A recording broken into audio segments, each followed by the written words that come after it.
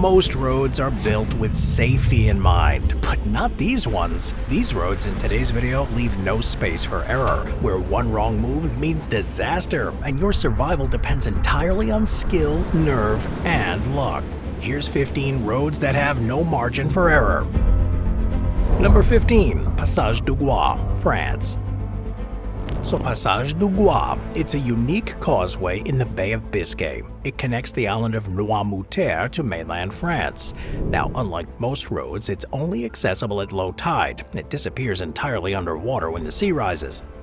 Now, it goes for about 4.3 kilometers, that's 2.7 miles roughly. The road becomes completely impassable twice a day as the tide flows over it, submerging the entire stretch beneath feet of water. But what sets this apart is the risk it poses to unaware or unprepared travelers. Without precise timing and close attention to tide charts, drivers can find themselves stranded as the roads vanish beneath the incoming seawater. The road's constructed over a natural sandbar and consists of cobblestones and flat concrete sections. When dry, it appears like any regular coastal route. However, during high tide, the ocean covers it so completely that no part of the road is visible, creating a deceptively dangerous environment. The tide here comes in quickly and depends on the weather conditions and moon phases, but the road can be underwater for up to 13 hours a day. For centuries, the causeway was the only access before the construction of a bridge in the 1970s. And today, though, the bridge offers a safer alternative, but the passage remains in use, especially by localists, cyclists, and tourists drawn to this tidal nature. It is also used in events like the Tour de France. Emergency rescue towers are spaced along the road, allowing those caught in rising tides to climb to safety. However, these towers offer no protection for vehicles, and many have been damaged or destroyed by salt water. Vehicles caught mid-crossing are frequently inundated, requiring salvage operations. Local authorities regularly monitor the road, issuing tide forecasts and closing the causeway during dangerous conditions. But despite the precautions, incidents continue, typically involving tourists unfamiliar with the region's patterns. This passage serves as both a practical route and a dramatic example of nature and infrastructure that just collides with each other. It's not a road where one can afford to make a mistake. Timing, weather, awareness, and vehicle readiness are all crucial for safe passage. Those who underestimate the speed of the sea often learn the hard way. Number 14. The Guoliang Tunnel Road in China. Now, we've talked about this one before, the Guoliang Tunnel Road in China's Henan province. It's a narrow mountain road carved directly through the mountains by villagers who were cut off from the outside world. It was constructed between 1972 and 77. It was dug almost entirely by hand by 13 residents of the village using basic tools and minimal engineering knowledge. Before the tunnel, the only access was a treacherous footpath cut into the cliff. The tunnel's about 1.2 kilometers or 3/4 of a mile long, 5 meters high, that's 16 feet, and 4 meters wide, that's about 13 feet, making it barely wide enough for two small vehicles to pass through. Now, what's different from other mountain roads is that there's large sections of the tunnel wall that are open to the cliff, essentially large windows that were cut for aesthetics, as well as to provide light and ventilation during construction.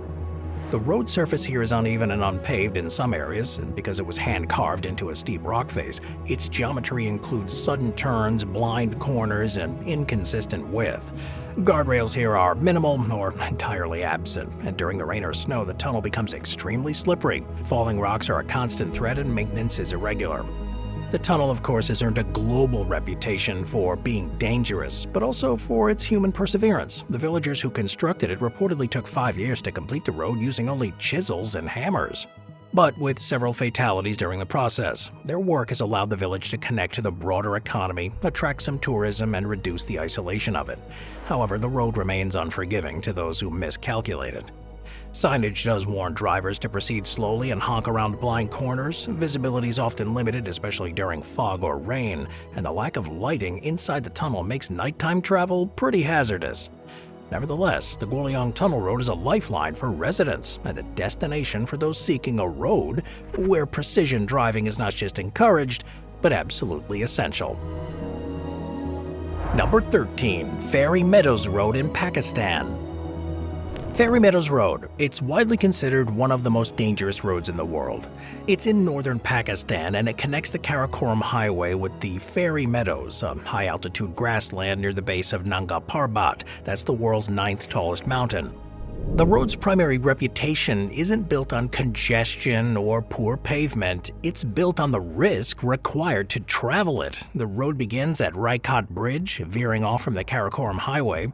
From there, it goes about 16 kilometers or about 10 miles, and it climbs up through the mountains. Now, the surface is completely unpaved. Of course, it had to be, mostly dirt and loose gravel, with no guardrails and little room for error. In many sections, the road is so narrow you can't have two cars side by side here, and passing requires either extreme precision or just a full reverse. Local drivers, typically driving 4x4 Jeeps, are the only ones willing or qualified to make the journey. Even among them, experience is essential. Many accidents over the years have involved tourists attempting to drive the route themselves or underestimating its challenges. Weather here plays a major role in increasing the hazard. During rain or snow, this road just turns into mud, and rock slides become more frequent. There's no consistent safety inspections, and maintenance is pretty sporadic at best, and the road has sections that are barely wider than the wheelbase of a small vehicle. Drivers are known to honk repeatedly at blind corners in the hopes that anyone approaching from the other side will have time to stop. And there's no emergency response system here. If you break down or an accident happens, help has to either come from the small number of locals nearby or by just walking for miles for assistance. Mobile reception too is unreliable, and most vehicles are not equipped with radios. Despite the dangers though, the route remains in active use. Due to the beauty and isolation of the destination, Fairy Meadows is one of Pakistan's top trekking areas, and it serves as a base for expeditions to Nanga Parbat. Fairy Meadows Road. It's not officially classified as a national road, meaning there's no government-enforced safety regulations. Your decision to travel it is entirely at your own risk. It's a road that demands your absolute attention and a deep respect for nature's capacity to overwhelm you. There's no crash barriers, there's no escape lanes, and there's no margin for error. Number 12. The Halsema Highway in the Philippines. The Halsema Highway stretches through the Cordillera Central Mountain Range in northern Luzon in the Philippines. At nearly 150 kilometers, or about 93 miles in length, it's the highest altitude highway in the country, and it reaches elevations of more than 2,300 meters or 7,500 feet above sea level. While it does connect remote communities and supports economic trade, it is notorious for its conditions.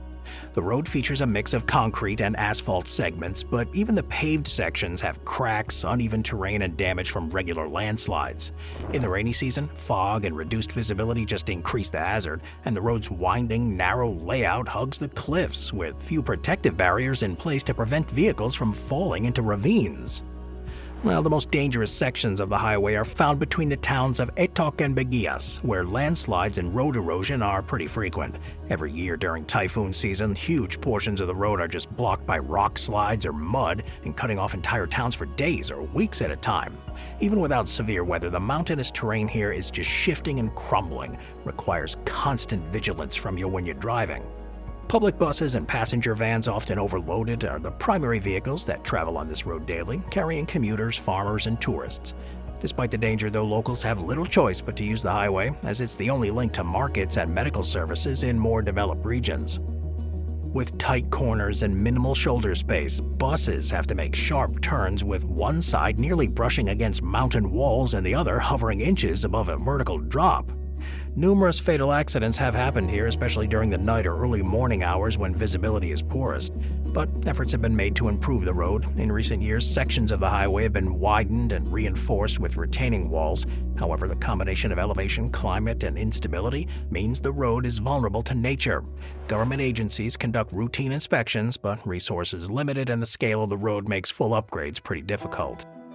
But despite all this, the highway is a vital route. It transports fresh produce from the salad bowl of the Philippines in Benguet to markets across Luzon. Tourism is a growing part of the region's economy too, with travelers using the road to reach destinations like Sagada, Bontoc, and Banao's famous rice terraces. This highway shows how critical infrastructure in these rugged environments has to balance necessity with danger. It is a lifeline for millions, but a testing ground for drivers, where one wrong move can have irreversible consequences.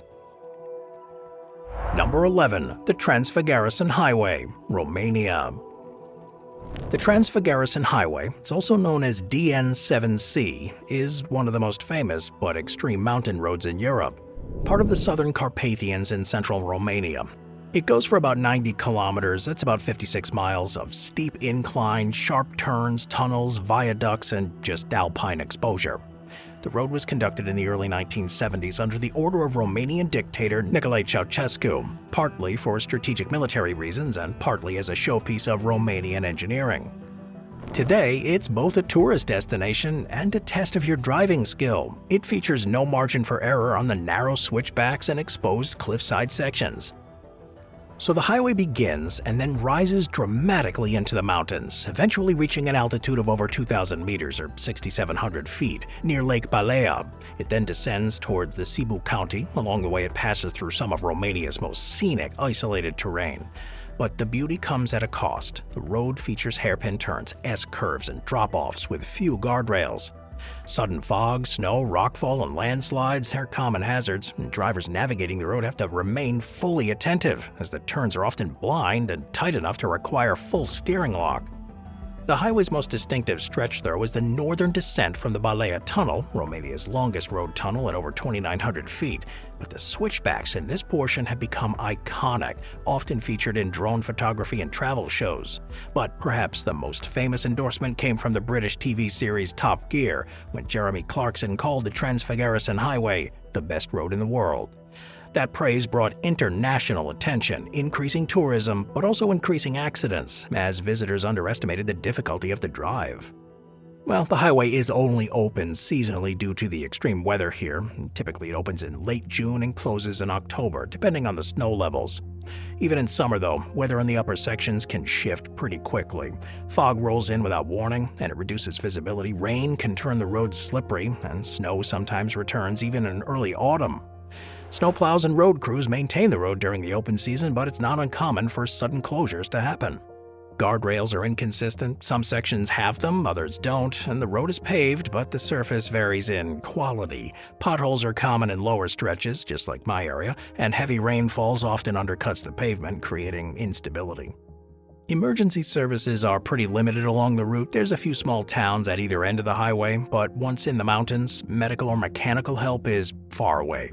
Helicopter rescue is possible, but it's weather dependent. Mobile phone coverage is inconsistent, especially in the southwestern ascent where the cliffs block signal reception, and drivers are advised to carry emergency supplies and avoid the route in poor weather. The Transfagarasan Highway. It's a prime example of a road with no margin for error. Between the elevation, the engineering, the unpredictable weather, and the drop-offs, it demands your full concentration and respect. For experienced motorists and adventurers, it is an unforgettable route.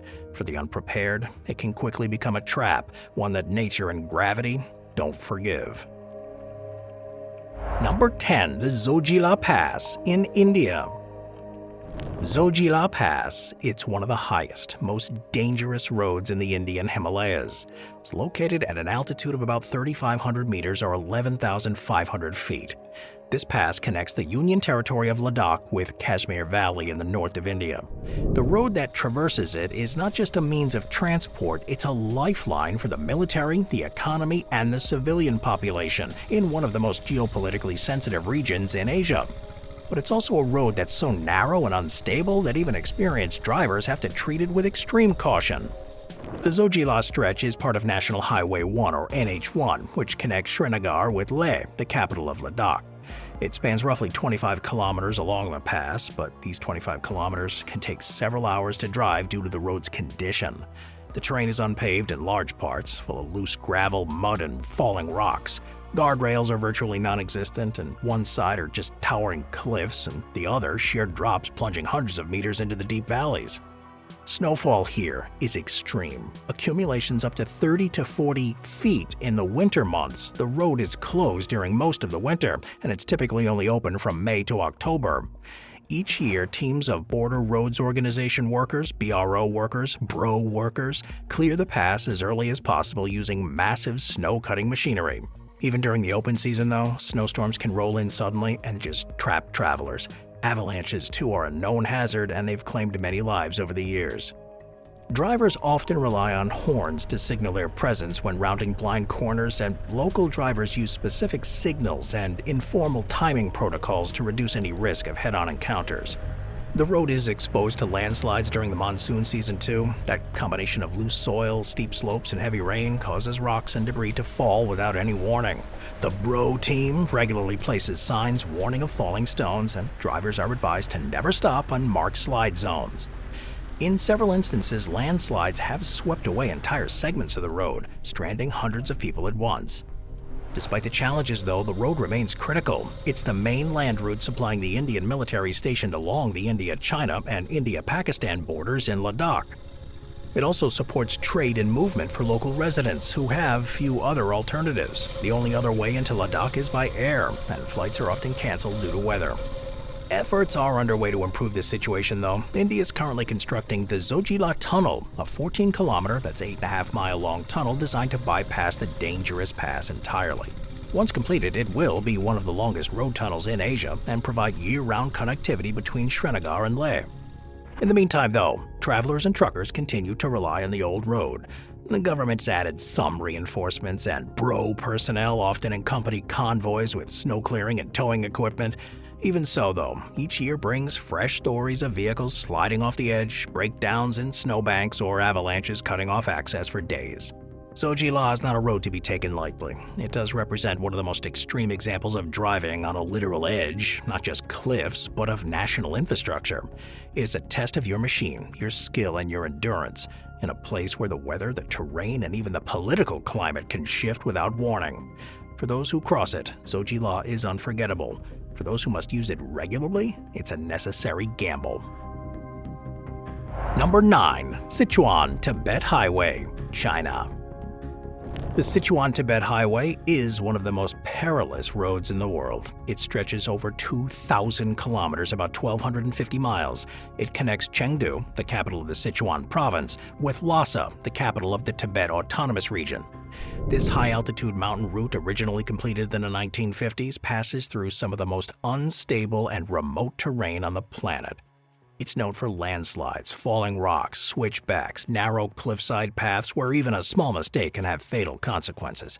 There's two major branches of this route, the northern route and the southern route. The southern one is typically considered more scenic, yet more dangerous. It winds through the Hengduan Mountains, crossing more than a dozen mountain passes that often exceed 13,000 feet in elevation.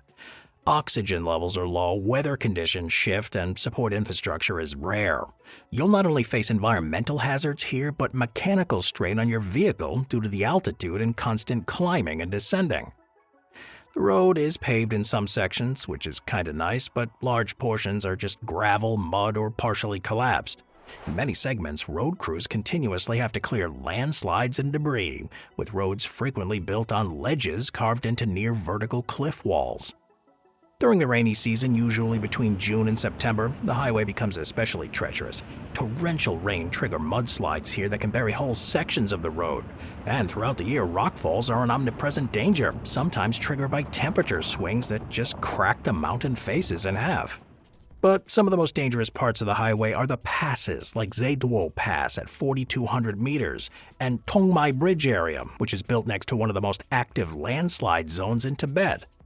In many cases, the road is barely wide enough for two vehicles to pass, with steep cliffs on one side and vertical rock walls on the other.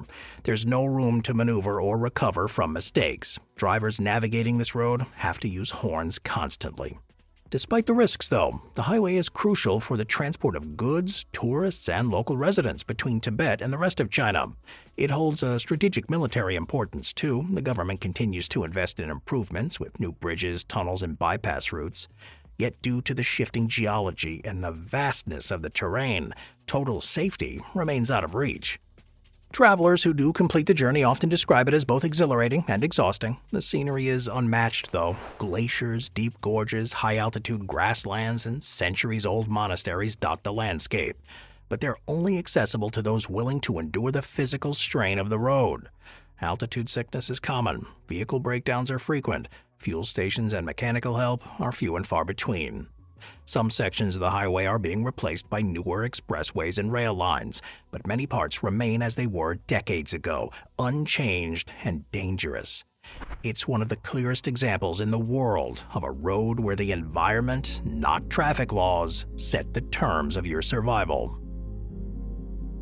Number 8. Paso de los Libertadores, Chile and Argentina. The Paso de los Libertadores, also known as the Christ the Redeemer Pass, is the main border crossing between Chile and Argentina through the Andes Mountains. It connects Santiago, Chile with Mendoza, Argentina, and it's one of the most vital trade routes in South America. But this road, officially part of Chile's Route 60 and Argentina's RN7, is among the most dangerous and unforgiving in the region. It reaches an altitude of 3,200 meters, that's about 10,500 feet, and it includes a section called Los Caracoles, Spanish for the snails, which features a dizzying sequence of hairpin turns up a steep mountainside. On the Chilean side, you have to ascend this series of 20 or more sharp switchbacks, climbing rapidly in elevation with no room for error. Guardrails here are present in some areas, but not uniformly, and snow or ice often cover the road, reducing your traction to pretty much nothing. Weather is the most unpredictable factor on this road. Snowstorms can just appear without any warning, and high winds will funnel through the Andes, create sudden gusts that can push you off course. The road is maintained year-round, but delays and hazards can arise even during the summer season. Trucks make up a huge portion of traffic here, as the pass is the primary land-based commercial link between Chile and Argentina. That adds significant stress to the road, especially during the peak trade season. Brake failure is a real concern on your descent, particularly for overloaded vehicles. Runaway truck ramps are positioned along the steep sections, but they're rarely used and sometimes blocked by snow or debris. But one of the most iconic features of this route is the Cristo Redentor de los Andes statue, erected near the top of the pass at 3,800 meters, or about 12,500 feet. Now, while not directly along the main road, it is a short detour up a dirt track, adding to that sense of exposure and isolation. The statue symbolizes peace between Argentina and Chile. The nearby road itself is anything but peaceful. It's regularly affected by geopolitical disruptions and cross-border coordination challenges. Road conditions do vary along the route. The Argentine side tends to be more gradual in elevation gain, but is subject to strong sun exposure that can damage pavement. The Chilean side is steeper and more technically challenging. Tunnel sections like the 3-kilometer Tunnel Cristo Redentor serve to connect the two nations and just bypass the highest peaks. However, the approach of the roads remains highly exposed. But despite the hazards, the road is essential for both countries. It is the fastest and most direct route for trade between central Argentina and the Chilean port of Valparaiso. Closing it, even temporarily, can cause significant economic disruption. For private drivers, though, and tourists, the road offers amazing views of peaks, glacial valleys, and Andean landscapes, but the experience itself can be daunting. Those who make the journey are advised to check weather conditions, carry chains, and plan for delays. This road is more than just a high mountain crossing. It's a logistical artery for two nations, a technical challenge for drivers, and a reminder of nature's dominance in high-altitude environments. The road combines commercial urgency with natural peril. It makes it one of the few places on Earth where commerce, geography, and danger intersect so dramatically. For travelers, it's not just a border, they're crossing a gauntlet. Moving on to number 7, Luxor, the Al-Cara Road in Egypt. The Luxor-Al-Cara Road is not carved into a cliff, nor does it wind around alpine switchbacks or pierce through any snow-covered mountains, but it is without a question one of the deadliest roads in the world, because of what surrounds it. Nothing. This long, straight, desolate road stretches across the western desert of Egypt, connecting the Nile River city of Luxor with the Karga Oasis. Though it appears deceptively simple from above, it does pass through one of the harshest desert environments on the planet. No cell coverage, no nearby settlements, and almost no traffic. It's a road that offers no forgiveness for those who break down or run out of supplies. The road itself is roughly 225 kilometers long, that's about 140 miles. It runs almost entirely in a straight line through open desert, often without any significant geographic features nearby. There's no mountains, trees, or shade. There's just huge stretches of sand and rock. Paved and marked with lanes, it resembles any typical two-lane highway, but appearances are misleading. The environment it cuts through can reach temperatures well above 45 degrees Celsius, that's 113 Fahrenheit in the summer. Over the years, this road has become infamous due to a series of disappearances, breakdowns, and deaths, mostly caused by mechanical failure followed by exposure. In such an isolated environment like this, even a minor car issue like a flat tire can turn fatal. Travelers have perished after leaving their vehicles and attempting to walk to safety, misjudging the distance to help, or underestimating how quickly heat exhaustion can set in. The road is primarily used by locals and commercial transport operators moving between the Nile Valley and the New Valley Governorate. Because it links to the Karga Oasis, one of Egypt's 5 major oases, it is a vital part of the region's logistical infrastructure. Most drivers who know the route travel in convoys or at least in pairs of vehicles, carry extra water, food, fuel, and spare parts, and they avoid traveling during the hottest parts of the day. There are some navigation challenges too. GPS coverage here is pretty spotty, and with few landmarks, travelers can become disoriented if forced off the road by a sandstorm, mechanical problem, or a need to search for shade. The road has almost no signage, and there are very few turn-offs or even service areas. If a driver misses a curve, encounters an animal, or misjudges a speed bump, the vehicle can crash or become disabled. Fuel scarcity along the road is another serious concern. While Luxor has many stations and Al-Karga has a few, there are no reliable places to refuel between them. Tourists who rent cars without understanding the road's conditions have occasionally found themselves stranded due to underestimating the fuel needed for a round trip, especially if they're forced into idle heat. In response to the dangers, though, the Egyptian government has occasionally posted warning signs and encouraged travelers to file travel plans with authorities when driving the route. Tour agencies that take the road generally use satellite phones and coordinate with checkpoints at either end. There are no regular patrols, emergency call boxes, or even roadside assistance crews. To mitigate the hazards, you have to take precautions, traveling in the early morning or late afternoon, carrying several liters of water per person, maintaining vehicles rigorously, and notifying someone of their estimated arrival time. But for those unfamiliar with the desert, overconfidence can be deadly.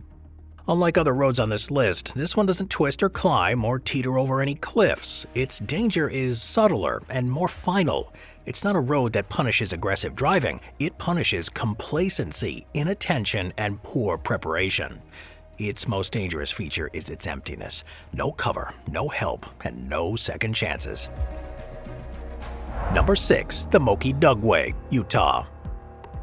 The Moki Dugway, that's a weird name, is one of the most dramatic and dangerous roads in the U.S. It's located in southeastern Utah. It's part of State Route 261 and was originally constructed in the 1950s to transport uranium ore from the Fry Canyon mines to the processing facilities near Mexican Hat. Though it covers only about 3 miles in length, its design, combined with its environment and lack of any safety infrastructure, makes it one of the most intimidating and unforgiving stretches of road in North America. The road descends, or ascends depending on the direction, a nearly vertical cliff face at the edge of Cedar Mesa, with grades reaching 11%. The switchbacks are tight, unpaved, and built without guardrails, and the surface is composed of gravel and packed dirt, prone to dust and erosion. On one side road, the road hugs the sheer rock wall, and on the other, there's sudden drop-offs over 1,000 feet with no protection. There's little to prevent a vehicle from going over the edge except a driver's own caution. Now, you'll encounter the Moki Dugway often without really expecting it. On maps, Route 261 appears as a normal state highway. It starts unpaved and gives no warning until signs abruptly appear indicating steep grade, sharp curves, and unpaved road. Tourists familiar with the area, especially those in large RVs or towing trailers, often find themselves in trouble when they realize too late that they're committed to a descent they may not be equipped to handle. Vehicles over 10,000 pounds are technically discouraged from using the Dugway, but no law prohibits it, and accidents involving oversized vehicles have happened. Despite the danger, though, the road does offer amazing views. As it goes down the cliff face, drivers can see across the Valley of the Gods, and even as far as Monument Valley on clear days. But admiring the scenery is a luxury few drivers can afford. With no room for error, concentration here is essential. Emergency services are distant. The nearest town, Mexican Hat's, about 10 miles away, but it has minimal resources. Cell phone service is weak or non-existent, and if a driver goes off the road or becomes stuck, help could take hours to arrive. There's no lighting, no call boxes, and no patrols. Despite those hazards, though, Moki Dugway has become a destination for adventure seekers. It's often featured in off-road driving magazines, and it's used by overlanding enthusiasts as part of the scenic drive known as the Trail of the Ancients. Its reputation has grown, and local officials have posted clearer warnings in recent years. But the road remains unmodified. It's still a narrow, dirt-cut route down a vertical cliff, just as it was when it was first blasted into the rock over 70 years ago. Many rental car companies explicitly forbid taking vehicles on the Dugway. It voids rental insurance policies due to the road's conditions and risk profile. Even experienced drivers are advised to descend in low gear, avoid braking heavily, and stop on only flat, wide areas where visibility is clear. For those who complete the journey, though, it does offer an unparalleled view and an unforgettable experience. But for the inattentive, the underprepared, or the unlucky, it offers no forgiveness. A single misjudgment on a turn, a tire slipping on loose gravel, or an overcorrection on a steep descent is all it takes for you to go over the edge. Moki Dugway. It may be short in length, but in terms of danger, it holds its own against the largest mountain passes in the world. Number 5. Col de Turini, France. Col de Turini is one of Europe's most iconic mountain passes. It's located in the French Alps near to the border with Italy. Despite being paved and part of the regional road system, this winding road is one of the most technically challenging drives on the continent. It is best known for its history in the Monte Carlo Rally, where professional drivers tackle its countless hairpin turns at night, often in ice and snow. But even outside racing, it poses a serious risk to everyday motorists, with dozens of blind corners, extreme elevation changes, and narrow lanes with minimal protection. The road itself is part of the D2566, and now it reaches an altitude of over 1,600 meters, that's about 5,200 feet, which makes it not sound like much compared to other higher alpine routes, but the terrain is steep and twisting. Now what makes it really dangerous is the design, those tight switchbacks stacked in rapid succession along those steep drop-offs, often barely 2-lane wide with non-existent barriers. You have to navigate constant turns, many of which are completely blind due to the stone retaining walls, foliage, or just the road contour itself. Weather is a persistent threat here. The road's difficulty is not limited to geography. In winter, snowfall is common, and ice forms on the shady side of the mountain where sunlight never reaches. Sudden snow squalls can reduce visibility to near zero in minutes. During warmer months, the road is often slick with condensation or rain, and fog is frequent. These conditions, combined with tight corners, make braking and cornering really hazardous, particularly for unfamiliar drivers or motorcyclists. For tourists and drivers unfamiliar with the road, its dangers are not always immediately obvious either. It begins as a scenic mountain route with trees and stone walls, but as the elevation increases, the landscape becomes severe. Hairpins begin to stack tightly, sometimes 5 or 6 in a single kilometer. These turns require full steering lock and often need to be taken in first gear. Oncoming traffic is always a risk, particularly from buses, delivery trucks that swing wide to negotiate corners. With no shoulders or runoff zones, or being pushed towards the edge, they're real possibilities. Locals accustomed to the road drive quickly and confidently, sometimes pressuring more cautious tourists into risky maneuvers. It's really not uncommon for slower vehicles to pull over where possible. But in stretches, there's simply no space to do so. Passing becomes a high-stake gamble between vehicles traveling in opposite directions. Despite all the challenges, though, the road does remain open year-round, and it's used by residents, delivery vehicles, tourists, and cyclists. Several mountain villages are only accessible via this pass, and the road is vital to their supply and emergency access. While the surface is maintained generally, frost heaves and potholes do appear, especially in early spring, adding another level of unpredictability. Vehicles have gone over the edge after misjudging turns, and motorcycles have crashed after losing traction on the gravel or wet pavement. Recovery, though, is pretty difficult, requiring mountain rescue crews and sometimes helicopters. Emergency services are relatively distant, and mobile signal coverage is spotty at best. There's a few safety pullouts, and in the event of an accident, traffic can be blocked for hours. Yet for all its danger, Col de Turini remains a bucket list road for many people. The tight bends and the scenic alpine views and rally history combine into an irresistible challenge. It's a test of skill, nerve, and concentration, one where every turn demands full attention. It's not the most elevated or the most remote in the world, but its intensity, compact complexity, and lack of forgiveness make it one of the most treacherous. There is no room for error, only the road, the cliff, and the curve ahead. Number 4. The A682 Road in England. So the A682, it may not cut through mountains or run along the edge of a 1,000-foot cliff, but statistically, it is one of the most dangerous roads in the United Kingdom. Stretching between Junction 13 of the M65 motorway at Barrowford in Lancashire to Long Preston in North Yorkshire, the A682 is infamous for its high number of serious and fatal accidents, particularly among motorcyclists and weekend drivers. It is a deceptively rural road that punishes overconfidence and speed with sudden bends, narrow lanes, and poor weather exposure. Despite being in one of England's most populated regions, parts of the 682 are every bit as unforgiving as the world's most infamous mountain passes. The road goes for about 48 kilometers, that's 30 miles, of rolling countryside, moorland, and farmland, featuring long straightaways that tempt your foot, followed by an abrupt sharp corner that catches drivers off guard. Several segments lack proper signage or even advanced warnings of curves, and hedgerows or trees are often blocking your line of sight. In many stretches, there's no shoulder, guardrail, or room for correction. The road has been repeatedly flagged by UK transport authorities as one of the most dangerous, and accident statistics back up that claim. Part of the danger comes from the traffic it attracts. On weekends and holidays, the A682 becomes a magnet for motorcyclists and sports car enthusiasts, drawn by the relatively quiet surroundings and the opportunity for, let's just say, spirited driving. Well, unfortunately, the very design of the road makes it ill-suited for high speeds. Visibility is inconsistent, and camber changes make cornering difficult to predict. When combined with wet conditions too, the road becomes slippery, really in shaded sections where moss and moisture just linger year-round. The British weather compounds the danger. The A682 passes through parts that are regularly subjected to rain, fog, sleet, and frost. Black ice is a known hazard in winter, and water runoff from higher ground can turn sections into puddle traps with little drainage. Unlike major highways, though, this one has relatively few modern safety features. There's no barriers on tight bends, few warning systems, and only occasional street lights. Farm vehicles, cyclists, and even livestock crossings are pretty common, especially in more rural stretches. Many sections are barely wide enough for two cars to pass safely. Accident reports show a high proportion of serious injuries and fatalities relative to traffic volume. Between 2006 and 2008, it was recorded as one of the top 10 most dangerous roads in the UK based on deaths per mile driven.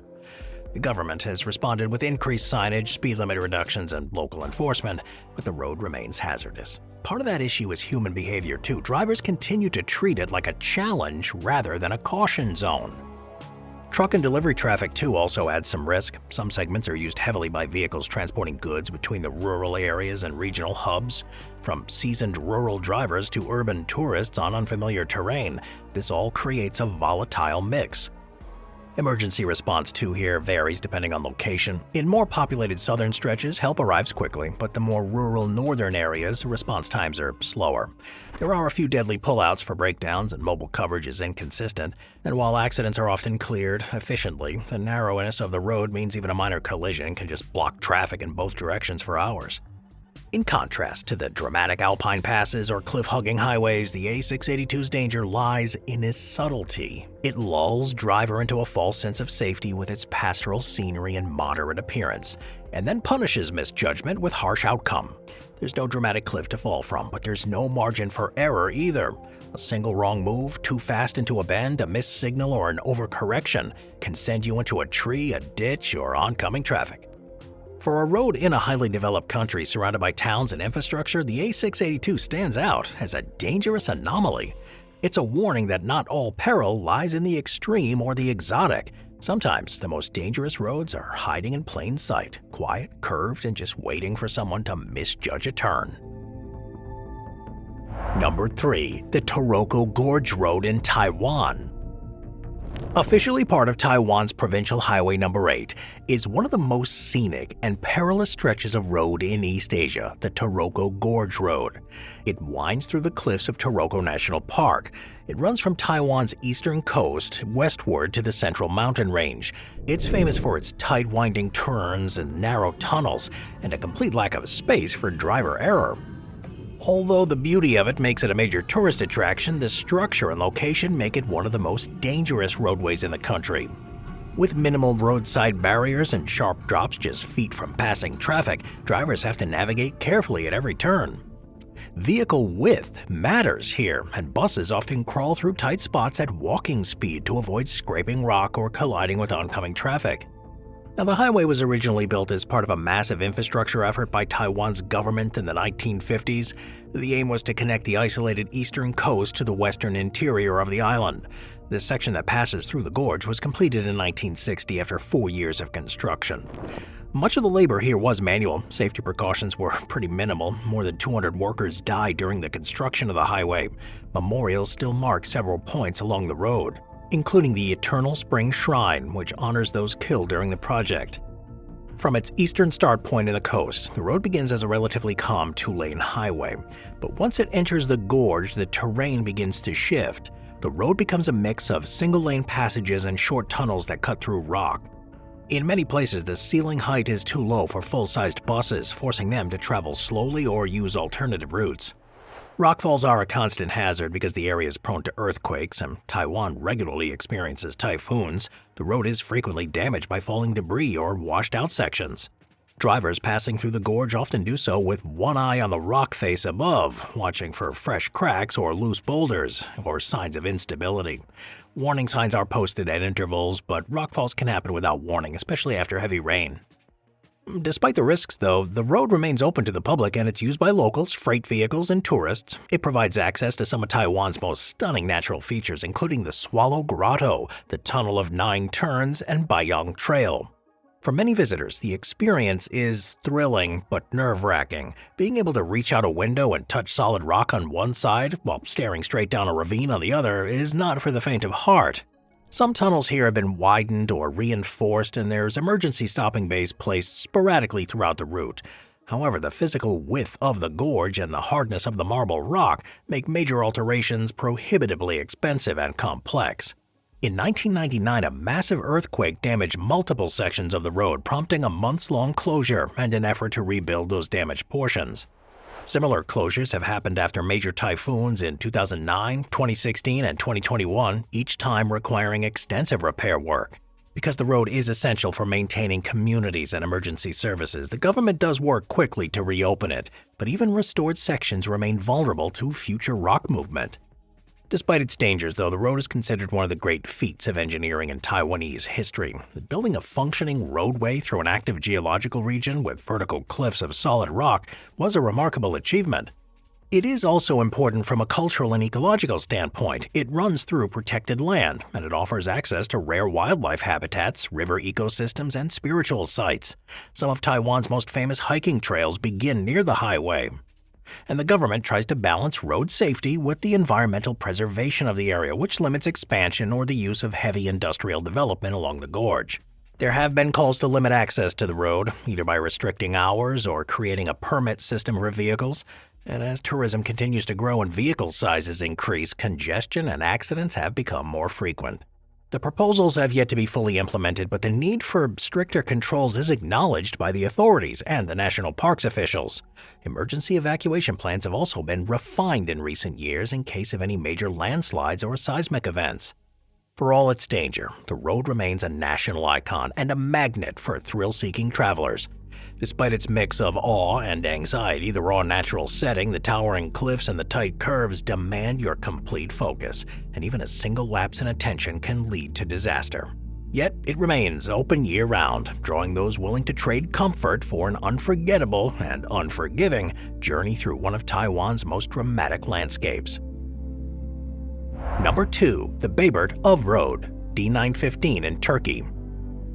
In the mountains of northeastern Turkey, a single road cuts a path so precarious that it's been earning a reputation among international driving communities as one of the most dangerous roads in Europe, perhaps the world.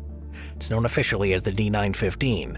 This route stretches between the towns of Bayburt and in the Trabzon province, running through the Salganli Mountains and reaching elevations that test the limits of vehicles and drivers. The most feared portion of this route, a series of tight consecutive switchbacks known as the Darabashi Turns, has gained international notoriety for its severity, earning comparisons to Bolivia's Yungas Road and Peru's Route 3N. Yet this one sees regular use not just by thrill-seekers or adventure tourists, but by everyday people, supply drivers, and emergency vehicles who have no alternative. The road was originally built in 1916 by Russian military engineers during World War I as part of a broader effort to establish supply lines. Since then, it's seen only modest upgrades. While certain segments near towns and valleys have been paved and improved, large portions of the high-altitude stretch, including the infamous Derabashi section, was remaining largely unmodified. The roadbed consists of loose gravel, mud, and packed earth, with tight curves hugging the face of cliffs and no consistent drainage. With no guardrails, lighting, or reflective markers, it remains entirely dependent on driver skill, caution, and weather conditions. Despite this, though, it remains as officially classified a national road under Turkey's General Directorate of Highways, used daily by both locals and commercial traffic. At its highest points, the route reaches over 2,300 meters, or about 7,500 feet above sea level. These elevations pose several challenges. First, the obvious physical challenge of reduced engine performance and vehicle strain. Older cars and overloaded trucks often struggle to make the climb or descend safely, especially without proper gear ratios or braking systems. Second is the psychological toll of driving with little oxygen, cold air, and the looming presence of drops immediately outside of the window. For those unfamiliar with alpine driving, the road is intimidating even in the best of conditions, but conditions here are rarely ideal. Weather is the ever-present threat on the D915. From November to April, snow covers most of the high-altitude segments, and it simply doesn't fall. It just accumulates in drifts and mounds that can cover vehicles, signage, and even entire switchbacks. Avalanches here are not uncommon, especially after periods of warming or rain. Ice will form even when ambient temperatures rise above freezing, and due to the combination of night frost and shade from the rock overhangs. This makes traction unpredictable and braking hazardous. During these months, portions of the road are technically closed, but many vehicles attempt to drive anyway. In the summer months, while snow and ice recede, the road really doesn't become safe. It simply trades one danger for another. Rainfall can turn the dirt and gravel into a slippery mix of mud and stone. Landslides, too, are frequent and unpredictable. Seismic activity or even thawing soil. Rockfalls pose an additional danger. Boulders ranging from fist-sized stones to car-sized slabs regularly fall onto the road, sometimes without any warning, often without cleanup crews available. But the road's design, particularly in the Derabashi turns, makes the conditions exponentially more dangerous. There are 13 switchbacks in a row in this section, each one carved into the cliff with no protection from below. The width narrows to less than 3 meters, that's 10 feet in places, barely enough for a single vehicle. When two vehicles meet in opposite directions, one has to reverse to a wider segment or inch toward the outer edge, often with their tires inches from a vertical drop. There are no barriers to prevent a vehicle from slipping off the edge, and in many places, the outer wall of the switchback is simply a steep slope of crumbling gravel. The Derabashi turns are not only the dangerous segment of the road, but they're the most concentrated in difficulty. Drivers describe the turns as stacked on top of each other, meaning that a misjudged maneuver on one can set off a chain reaction of overcorrections or mechanical strain that affects the next. Downshifting is essential, as is the use of engine braking. Drivers who rely too heavily on their brake pedals quickly find themselves overheating their systems, especially during the descent. And once your brakes fade on the D915, there's nowhere to coast to safety. The only options are to stop where possible and let the system cool or risk a runaway descent. The danger of this road is not hypothetical either. It is well documented. Over the years, dozens of accidents have happened, many of them fatal. Trucks have flipped and tumbled down the cliffs, motorcyclists have slid out on the gravel, and even 4x4 vehicles have been unable to navigate certain weather conditions. In some cases, drivers have been stranded overnight without food or heat, forced to sleep in their vehicles while waiting for another driver to come along. In a few extreme instances, vehicles have simply disappeared, sliding off the road and into ravines too deep and overgrown for easy recovery. Despite those challenges, though, the road remains open. The Turkish government has weighed upgrading or bypassing the route, but terrain, cost, and public opposition have prevented any large-scale change. The road has simply become part of daily life in this part of the country, a risky but essential part, a thread connecting isolated communities to larger towns. Local drivers have developed some strategies for coping with the road's hazards. They use loud honking to signal their presence around the blind corners, and they know where the wider sections are for passing. Tires are often selected specifically for their grip on gravel and loose earth. Some drivers can carry shovels, ropes, and emergency kits in case of landslides or breakdowns, But still, familiarity does not eliminate the danger. Every year, experienced drivers misjudge a corner or encounter an unexpected obstacle with devastating results. Efforts to improve safety have been incremental. In a few segments, mirrors have been installed at particularly blind corners, and new signage warns of turns and falling rocks. Reflective paint has been added to some paved sections, and a small number of roadside markers now help drivers navigate in the fog. As long as the road remains largely unpaved, though, and unsupported by emergency services, its fundamental risks remain. The cost of building a full-length modern road with guardrails, tunnels, and proper grading through the mountains would be prohibitively high, and the environmental impact significant. Some have proposed alternatives, though, building a bypass road through the lower elevation valleys or constructing a tunnel through the mountains, but progress has been slow on that. Until then, the road continues to serve its function. It's a lifeline, a local necessity, and a global anomaly, a road so dangerous that it attracts attentions from far beyond its region. Yet it is so necessary that it remains open. And yet, life along the road persists. In the small villages like Darabashi, people continue to build homes, plant gardens, and raise children. Their lives are structured around the rhythm of the road, when it is passable, when it is blocked, and what news the next driver might bring. In this way, the D915 is not just a transportation link, it's like a cultural artery. It shapes who comes and goes, what's possible, and how people understand distance, risk, and resilience. The Bayburt Road is not just one of the most dangerous roads in the world, it is one of the most human. Every curve carved by history, every rut deepened by the rain, every mirror placed by a cautious local tells a story of survival and endurance. It is a road without barriers, but not without meaning. And for those who drive it, the journey is unforgettable. Not just for the danger, but for the sheer, uncompromising encounter with nature, gravity, and the razor-thin edge between control and catastrophe. Number 1. The BR-319 in Brazil. BR-319, the highway that connects Manaus to the state of Amazonas to the Porto Velho in Rondônia, is one of the most controversial and dangerous roads in Brazil. It stretches over 870 kilometers or 540 miles, and it slices through the heart of the Amazon rainforest, a region with extreme weather, limited infrastructure, and huge undeveloped stretches. What makes it so dangerous isn't that remoteness, but the fact that most of the road is impassable for large portions of the year, submerged under seasonal flooding, overgrown by vegetation, or just broken apart by erosion. It was originally built in the 1970s as part of Brazil's integration plan for the Amazon. BR-319 was intended to provide a land connection between Manaus and the rest of the country. However, the road was poorly constructed, never fully maintained, and largely abandoned within a decade. Today, only the first and last segments near the cities are paved and regularly used. That central middle section, about 400 kilometers in length, is just a muddy, flooded, broken trail that even 4x4 vehicles struggle to cross. Despite official status, though, as a federal highway, the road in many sections simply doesn't exist in a drivable form.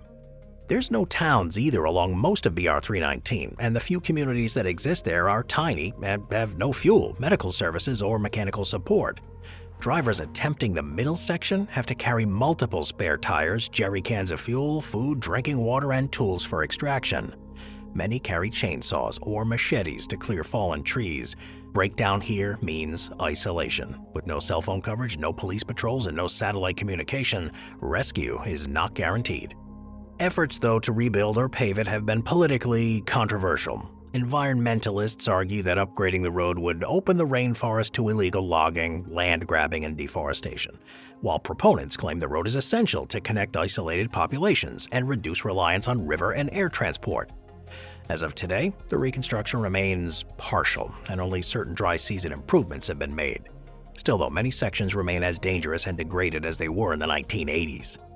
And the dangers are not limited to just terrain. Wildlife encounters like snakes, jaguars, and insects can pose a threat to stranded travelers. Tropical diseases too, like malaria and dengue, are endemic. The heat and humidity can cause hydration or heat exhaustion within hours, and because the road is unmonitored, there's also risks of encountering criminal elements or smugglers using the remote corridor to move goods without detection. Truck drivers who regularly use the route have adapted by forming convoys, installing snorkels on their vehicles to cross flooded sections, and bringing winches or portable tracks to dig themselves out of the mud. Despite those precautions, though, many vehicles are abandoned annually, left buried in the mud or just broken down after bridges collapse underneath them. Some of the wooden bridges date back to the road's original construction, and they're visibly rotting. Replacing them has been slow due to funding, corruption, and logistical difficulty. The road is also a case study in how geography and governance interact. The scale of the Amazon combined with a lack of consistent policy means this federal road is more like a barely navigable jungle trail in its central portion. Crossing the full route in a dry season can take more than a week, with constant stops to repair the road or wait for others to extract their vehicles. In some years, even military convoys have failed to complete the journey without helicopter support. Despite all this, though, the BR-319 remains open. Locals in the surrounding regions depend on it, and some cargo companies still attempt the route to avoid lengthy river transport. There's a growing movement to pave the entire length, but environmental and budgetary concerns continue to delay it. Until then, the road remains in limbo, used by the desperate, the determined, and the deeply prepared. Of all the roads on this list, BR-319 may be the one that offers the fewest safety nets. It's not a mountain road with sheer cliffs, but a vanishing path through a massive jungle. It doesn't twist and climb, it just sinks and disappears. The road demands precise handling at every curve. It demands your endurance, survival planning, and total self-reliance. There's no white line to cross here. There's no line at all. Just mud, heat, and a jungle that wants the road gone.